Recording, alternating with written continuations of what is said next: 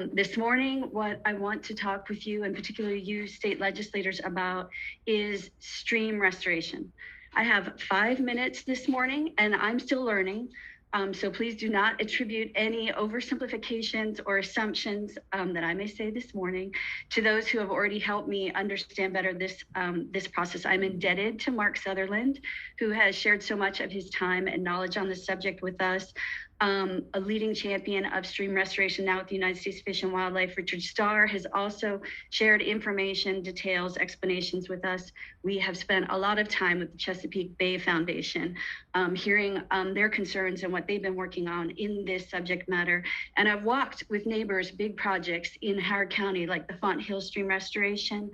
I have happily gone on tours of a Sucker Branch restoration with our own Department of Public Works engineers, Mark DeLuca and Mark Richmond. But what really started my interest in all this was photo documenting right here in my own walkable neighborhoods. What I perceived in horror as stream restoration projects at the Courthouse Drive, right between the historic courthouse and George Howard Building, where a lot of county government takes place, and on the New Cup Branch as part of the Ellicott City flood mitigation efforts. Here's a state law I'm going to start with, and that is stormwater controls, how we manage stormwater. In the olden days, right, maybe 50 years or more ago, is exclusively curb and gutter. The water ran into a drain and dumped out into maybe your waterway, maybe it didn't, but eventually it made its way into the Chesapeake Bay, and that became a problem. And so eventually we moved to what is what you see, I think, in a lot of the neighborhoods we're familiar with, which is the large pond. You manage the stormwater by containing it all in some big giant pond that fills with water and ultimately releases all that out back into the waterways. That takes a lot of land mass. And where we are now currently in thinking is environmental site design.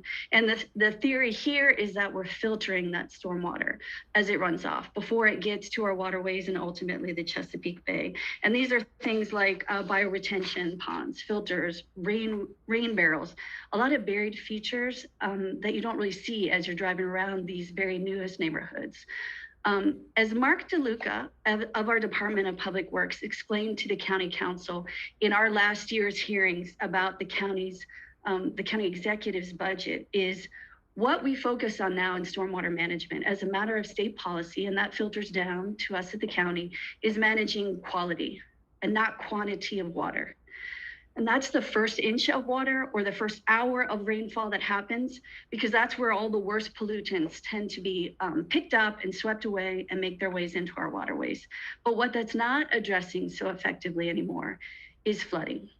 And it's definitely not addressing as effectively as we might want it to the increasing intensity and frequency of storms like we're seeing in this era of climate change. I think it's called climate weirding this week in the Times. So what happens to these streams, these waterways that are getting these more than 1 inch of water, or more than 1 hour of water in a day or a week?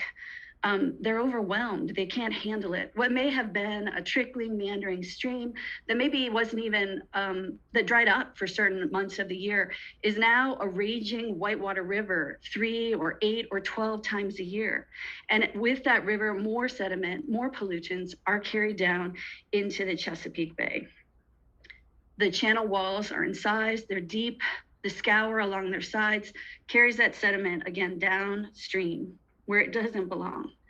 So what we've seen, and I think we've all seen it, is this sentiment that is, well, we can fix this. Let's restore this stream.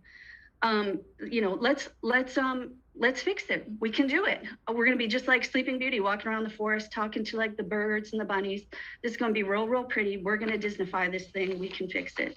Well, the problem with that, and I've heard these problems said, and I've read about them in the papers, is a lot of people who study this issue, study it for decades, environmentalists, scientists, engineers, aren't so sure that these stream restoration projects, as they're being pursued, have all the benefits that we think they do. And in my head, I imagine them up at the top of the watershed, at the very beginning of these streams, at their headwaters, saying, hey guys, do you want to come up here? Take a look at what's happening up at the top of this watershed.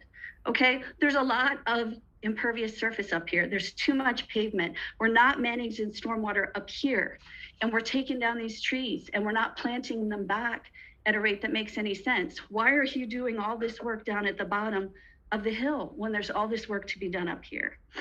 There's more troubling information, though, I think, and also this comes from the Chesapeake Bay, and that's their reports, their studies, their analysis of these projects.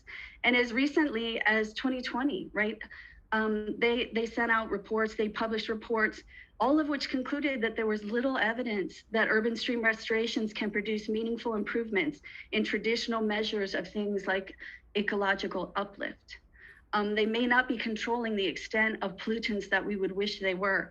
And maybe the worst part, at least the worst part for me and maybe any of us with kids, is this stuff isn't going to come back anytime soon. And if it does come back, it may be overwhelmed with invasives. It may be silted in long before we see anything come back that looks like those forests that came down. These stream restoration projects can come at incredible cost, not just to the public fisc, but to what we lose forever. The carbon sinks that are these forests, and the ecosystems, the thriving, diverse ecosystems that may exist in some of these places now. So what did we contribute as a matter of policy by shifting away from stormwater quantity control to quality? And how can we fix that? What damage may we be doing by overselling to ourselves the benefits of these projects and drawing even a profit motive into restoring streams? And what happens if we build into our state forest conservation law a blanket exemption from our Forest Conservation Act for these very projects? I mean, I think I see the result of some of that in some of the projects that we see. And I definitely don't mean to say that every stream restoration project is wrong or bad, but I think we have to be more critical on how we approach them and more discerning in where we spend our public dollars and allow those ecosystems to be disturbed and perhaps lost forever. So that is the state law I'm ending with, that exemption in our Forest Conservation Act that applies to any stream restoration project, period. I'm not sure what the fixes are, but I do think that we need to find them fast. And we are happy to be a partner with all of you, state legislators, future comptrollers, in your next endeavors. Thank you very much. Thank you, Councilmember Walsh. We are now ready to move